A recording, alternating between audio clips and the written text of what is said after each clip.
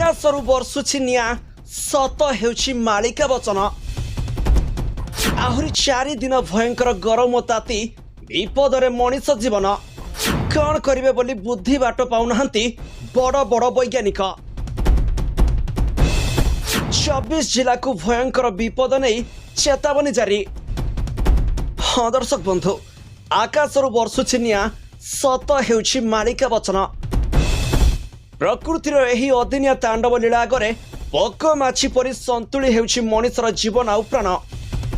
गछ को काटी जंगल को नष्ट करिवार फल मनीष को मिलिछि आउ माटी भूमि को कंक्रीट रास्ता करिवार परिणति मनीष को भोगिबा पई पडुछि। एबे जीवंत मनीष भी सब पालटिबा भली अनुभव करछंती। कहबाकू गले प्रचंड ताती और गुळुगुळी रे संतुली हेउछि ओडिशा। राज्य में 46 डिग्री छुईलाणी पारद।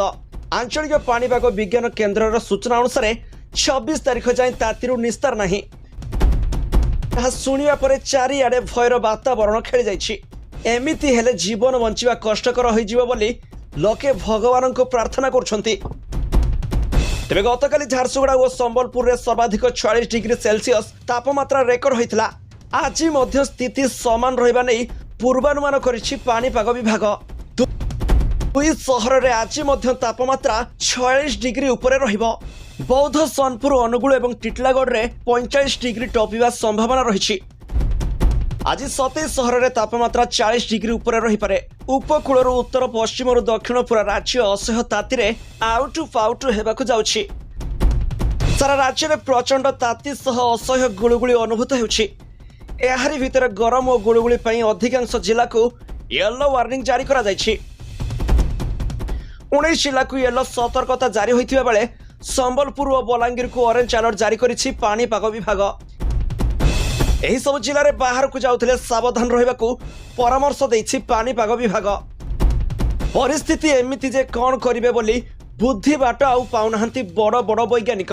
सेबडे एमिति भयंकर ग्रीष्म प्रवाह को देखि भीषण चिंतार पड़ जाइछंती ओडिशा सरकार।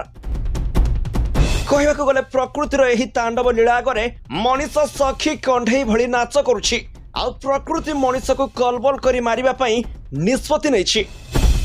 आगकू आहुरी 4 दिन ग्रीष्म प्रवाह जारी रहिबो बोली अनुमान मध्य करा जाउछि। तेणु सतर्क सूचना जारी करा जाइछि। Bureau report G7 Odia.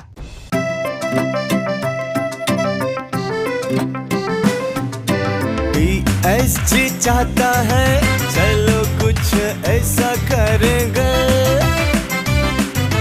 देश की शान है हम शानदार रहेंगे, शानदार रहेंगे। TSG गुरुकुल गोठपाटଣା भुवनेश्वर।